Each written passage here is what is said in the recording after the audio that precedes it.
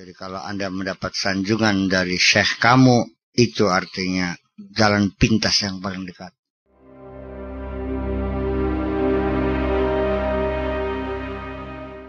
Assalamualaikum warahmatullahi wabarakatuh. Salam rahayu, salam sehat selalu untuk sahabat-sahabatku semua, dimanapun kalian berada. Dari Sabang sampai Merauke, dari Miangas sampai Pulau Rote. Seperti biasa teman-teman, berjumpa lagi bersama saya di channel TV Abah. Dan seperti biasa kita akan mengulas, memahami, mengkaji, bahkan mudah-mudahan kita bisa menerapkan apa yang menjadi sesuatu ilmu pengetahuan yang bermanfaat, bila mana itu ada manfaatnya.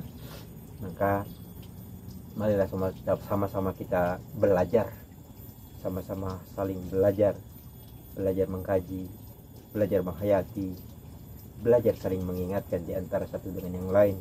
Tidak ada gunanya saling mencaci, saling memaki di antara satu dengan yang lain. Justru menjauhkan kita kepada yang maha kuasa. Tidak perlu berlama-lama lagi, kita lanjutkan video Buya yang satu ini. Jadi fasarabastuhum billah wa qabduhum billah.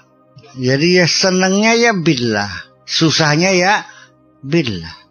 Wastaghnu bihi amma siwa. Tidak butuh kepada siapapun kecuali sama Allah.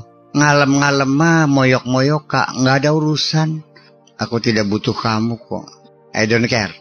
Wa bihadzal ma'na wa huwal fana'u 'anil nufus. Pengertian seperti itulah yang disebut dengan fana, jiwa yang fana. Potong sedikit. Pengertian seperti inilah yang disebut fana. Nah, teman-teman, ini sangat sulit diterapkan, tidak gampang kawan. Tapi kalau kita tidak pernah mencoba, apakah kita bisa? Dan apakah kita mau selalu dalam keadaan posisi kita guncang dan goyang menghadapi warna-warni kehidupan? Mau dalam warna-warni apapun ya teman-teman. Kita lanjutkan ya. Nafsu yang sudah fana, yang sudah binasa, yang sudah nggak ada. Artinya dirinya sudah tidak ada. Benar. Artinya dirinya sudah tidak ada. Dirinya sudah tidak ada. Oke lah, mungkin yang saya ambil kesimpulan untuk bahasa simpel teman-teman ya, bahasa simpelnya, dirinya sudah tidak ada ini menurut hemat saya secara umum teman-teman, secara umum ya, bahwasanya dirinya tidak ada itu adalah dirinya ataupun sifatnya sebagai manusiawi sudah hancur. Yang ada sifatnya hanyalah masuk di dalam pensifatan ketuhanan, di mana sifat di dalam ketuhanan itu adalah, contoh ya teman-teman, bukankah Allah itu yang maha tenang salah satu? Ya, kita mencoba masuk ke dalam kesifatan yang tenang. Bukankah yang maha itu yang maha kuasa itu adalah yang maha dermawan? Kita mencoba belajar dermawan. Bukankah yang maha kuasa itu adalah yang maha kasih sayang? Kita mencoba untuk berkasih sayang. Jadi fana, diri yang sudah binasa, itu adalah binasa sifat manusiawinya. Dan sifat manusiawi itu sudah jelas teman-teman, adalah barang baru. Dan barang baru itu adalah barang yang kelak akan hancur. Sedangkan barang lama, ini peribahasa istilah ya teman-teman, barang lama itu adalah sifat-sifat yang maha kuasa, yang kekal dan tidak akan pernah hancur. Kita lanjutkan. Sudah masuk ke dalam tingkat fana, lebur, hancur, lumat, binasa, habis, tiada. Jadi kalau nggak ada diwadani, ya serok madani wong langkat sih. Alam-alam ngalem wong langkat sih. Lewat semuanya itu, nggak ada sih. Sejak kapan engkau sadar engkau ada? Sejak engkau masih berpikir. Sejak kapan engkau ada? Sejak engkau masih berpikir. Maksudnya teman-teman, sejak kapan engkau ada? Itu secara umum ya teman-teman, kita secara umum saja. Sejak kapan engkau ada? Sejak engkau merasa galau. Sejak kapan engkau ada? Sejak engkau merasa bingung. Sejak kapan engkau ada? Sejak engkau merasa resah. Sejak kapan engkau ada? Sejak engkau merasa gundah gulana. Itu maksudnya teman-teman, berpikir di dalam kegundahan. Tapi kalau berpikir sejak kapan engkau tidak ada? Sejak engkau sudah berpikir hanya kepada Yang Maha Kuasa. Nah, itu maksudnya teman-teman. Jadi supaya bahasa ini bisa kita hayati, berpikir itu ada dua. Berpikir kepada duniawi dan berpikir kepada ketuhanan. Ini secara umum ya teman-teman, paling tidak secara umumnya. Kalau kita sudah berpikir kepada Yang Maha Kuasa, tentang sifat-sifat Yang Maha Kuasa, kita dihadapkan oleh warna-warni kehidupan, maka lambat laun kita akan masuk ke dalam fana. Kita lanjut teman-teman. Ketika kau masih berpikir, kau masih ada. Iya. Ya sama ada. Ya mereka masih makan, masih berak, masih bekerja.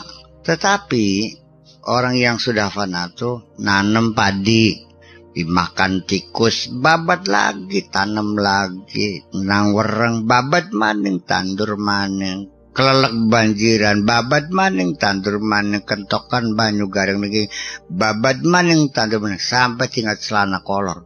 Nggak pernah mengatakan aduh sekalipun. Tahu siapa? Dialah orang yang paling sukses di dunia, dengan tugas di alam dunia untuk menanam padi yang tidak pernah jadi, dia jalani sampai mati. Bukan yang orang yang nanam semangka jadi, nanam kun jadi, jadi kamu itu lebih sugi mergigi. Bukan itu yang hebat. Ya kalau kasih tugas itu mas semua juga pengen. Nantur pari jadi, nantur sabrang jadi, rentalan mobil jadi, warungan jadi. Ya kalau kita diuji seperti itu mah enak banget ujian begitu. Tapi pasti lulusnya sulit. Yang paling gampang itu ujian melarat. Lulusnya banyak persentasenya. Hampir 80% bisa lulus. As-sabirun itu banyak. Tapi as-syakirun itu qalilun min ibadiyas syakur. Sedikit yang bersyukur. Makanya ketika orang kaya tapi dia bersyukur, itu yang lebih hebat daripada orang miskin sabar. Karena apa? Lebih berat tantangannya. Bisakah kita mencapai tingkatan fana? Bisa. Tapi biasanya itu orang-orang yang mencapai fana itu ujiannya berat sekali. Potong sebentar teman-teman. Bisakah kita semua masuk dan mencapai tingkatan fana? Beliau bilang bisa. Tapi ada tapi ujiannya berat banget. Nah, ujiannya berat banget. Disinilah teman-teman, perlunya kita melatih masuk ke dalam kehancuran sifat manusiawi, masuk di dalam pensifatan Yang Maha Kuasa. Salah satunya tadi beliau sudah kasih contoh, di mana ujian yang paling beratnya adalah antara orang miskin dan orang kaya. Itu adanya terletaknya di orang kaya. Orang kaya itu lebih berat ujiannya dibandingkan orang miskin. Kalau melarat sudah jelas. Tapi semakin banyak uang, kebanyakan orang semakin takut kehilangan. Takut kehilangan kekayaannya, takut miskin lagi, dan segala macam. Kita lanjutkan dulu. Dari mulai kecil tuh hanya dalam penderitaan. Lahir nggak ngelihat bapak, ibu sudah nggak ada, melu bapak tua mati, melu mamang melarat, sebatang kara, nggak ada yang peduli, ya kan? Sehingga disitulah ada kekuatan impulsif. Lo gini, semakin ditekan, ledakannya semakin besar. Makanya si dia mani wong tua, disenang-senang, wah, meleot kabel. Iya, kurang tekanan. Jadi, iya, bahwa kesadaran diri bahwa segalanya Allah.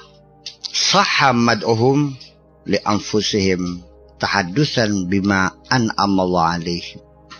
Jadi kalau mereka dipuji ya bisa dibenarkan. Kenapa? Ya tahadusan binikmatillah saja sebetulnya. Toh pada akhirnya ketika mereka dipuji, hakikatnya memuji Allah juga. Ya sah-sah saja kan. Dalam siapa? Kita gambarnya Gusti Allah. Sehingga bisa Gusti Allah. Sing maring kita bisa Gusti Allah.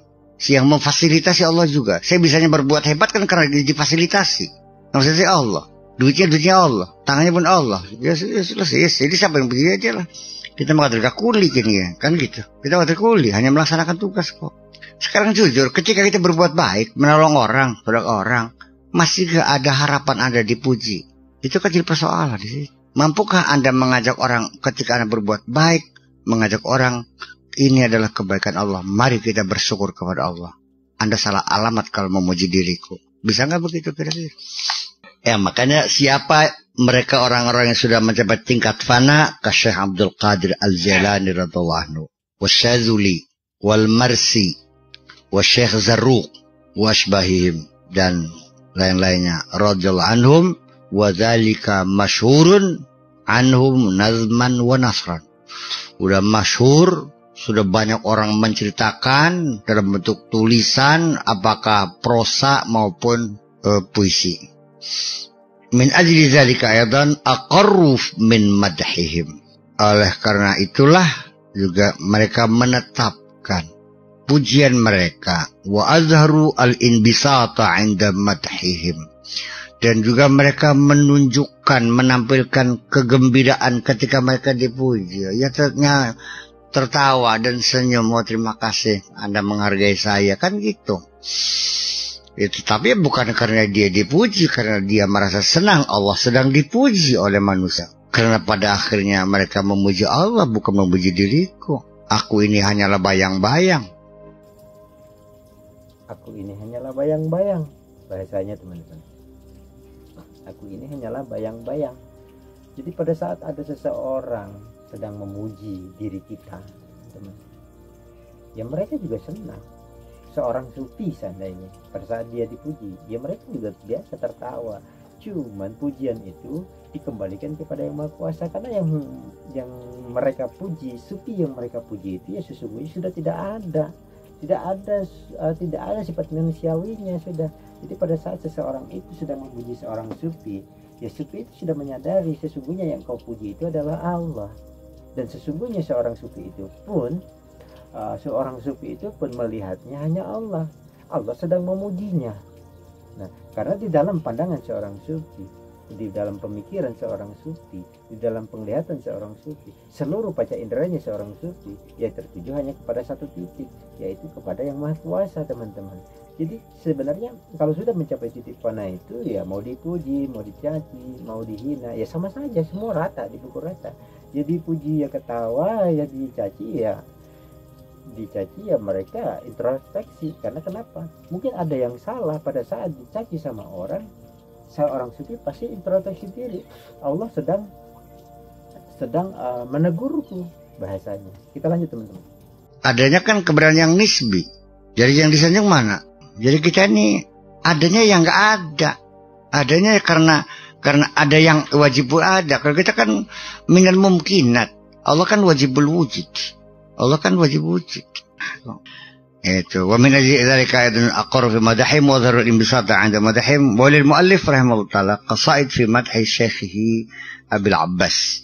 Dan Al-Junaid juga punya qasidah karangan memuji gurunya yang namanya Abil Abbas.